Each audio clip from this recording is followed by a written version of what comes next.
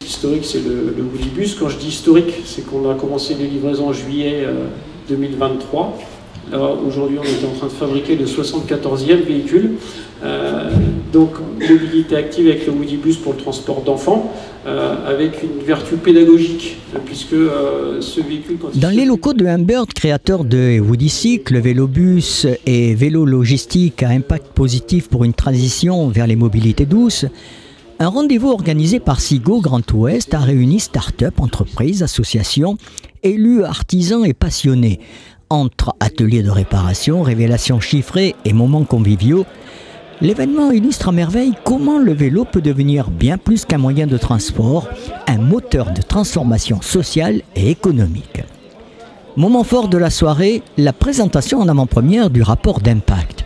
Chiffre à l'appui, François Lucas, président du comité de pilotage de l'Union des entreprises de la filière cycle du Grand Ouest, a dévoilé le poids économique du vélo dans la région. Emplois créés, circuits courts dynamisés, nouveaux usages au quotidien démontrant finalement que le vélo n'est pas seulement du loisir, c'est une vraie colonne vertébrale pour le territoire. Puis vient le temps des rencontres, élus, associations, de quartiers, start-up, collectivités et artisans, tous partagent leur vision. On débat du dernier kilomètre, de la réparation comme levier de la durabilité, de la place du vélo dans la ville de demain, ou encore d'innovation. Et parmi les entreprises artisanales invitées, Vlotech, créé par Anthony Bordron, papa de 2 enfants et designer. Le concept est simple, faire de son vélo basique un Longtail. Alors, comment est née cette idée? Donc l'idée est venue en fait quand j'ai voulu transporter mes 2 enfants à vélo. À savoir tout ce que je trouvais sur le marché, c'était aux alentours des 3000 € à l'époque. Et donc l'idée m'est venue, voilà, j'ai une grande passion pour le bois, le vélo depuis que je suis tout petit, le bricolage et l'innovation. Et donc l'idée m'est venue de combiner un peu toutes mes passions pour le bois, le vélo, la low-tech, et donc de trouver un moyen de venir greffer une sorte de plugin sur le vélo pour venir augmenter ses capacités. À savoir que là c'est un kit en bois à assembler soi-même, un peu à la façon d'Ikea. Donc c'est du pin maritime français, donc découpé en Loire-Atlantique. L'idée c'est en 1h30, 2 heures avec la famille, c'est d'assembler son kit, de venir l'installer sur le vélo et de pouvoir emporter 2 enfants, pouvoir venir greffer des sièges vélo, des coussins, des caisses. Et pour avoir tous les trajets du quotidien, avoir un vélo qui double sa capacité d'emport. Pour un budget aux alentours de 600 € et une campagne de prévente qui devrait démarrer fin octobre, début novembre. Autre idée novatrice qui demande qu'à prendre son envol, Vébo. Un concept qui propose ni plus ni moins de rendre un vélo musculaire en un vélo en assistance électrique selon Grégory Delamazure, coprésident de Vébo, grâce à une électrification bien particulière. Aujourd'hui on charge avec un chargeur externe qui est en fait comme un chargeur d'ordinateur. Ça va être changé par un USB-C dans un an, donc cette pièce là, vous pouvez la changer, on vous la livre, vous la changez, vous la faites. Si vous n'avez pas la changer, vous envoyez à la bien, vous faites l'OP, c'est envoyé en stacking à bord.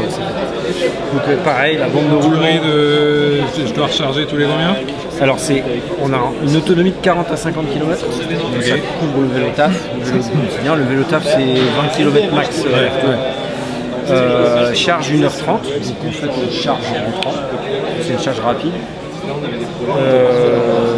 3,2 kg, donc bon ça reste, il y a un poids mais la batterie d'un vélo électrique ça pèse 2 kg. Alors, comment s'installe ce kit d'électrification? Si je pose ma main bien là, tu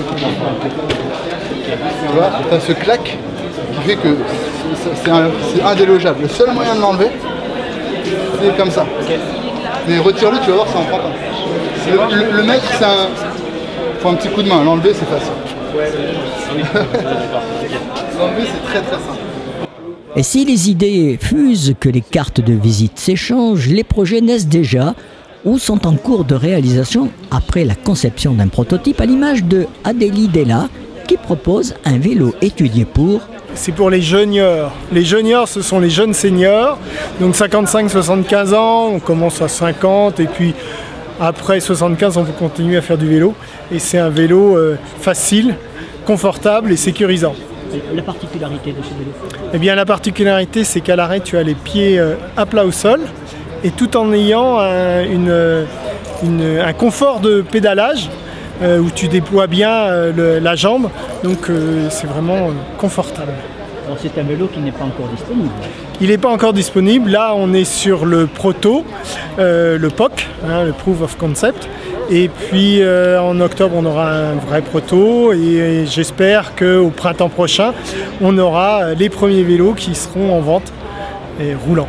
Combien de temps pour penser et la conception? Alors ça fait au moins 3 ans, voire 4 ans que ma femme s'est cassée la figure à vélo. Et puis que je me suis dit qu'il fallait trouver un vélo pour qu'elle ait les pieds bien à plat au sol. Et donc on a travaillé avec mon fils et puis moi-même depuis 1 an à 100%. J'ai créé la société à Delidela il y a 1 an. La société, elle est basée où Eh bien la société elle est à Vannes. Et puis en bon cycliste, j'y vais à vélo. Et comme toujours avec Sigo, l'événement se termine par un moment simple, chaleureux, entre une balade en vélobus, un verre partagé et une poignée de main. Chacun repart convaincu que l'économie cyclable n'est pas une utopie, mais une réalité déjà en marche à Nantes.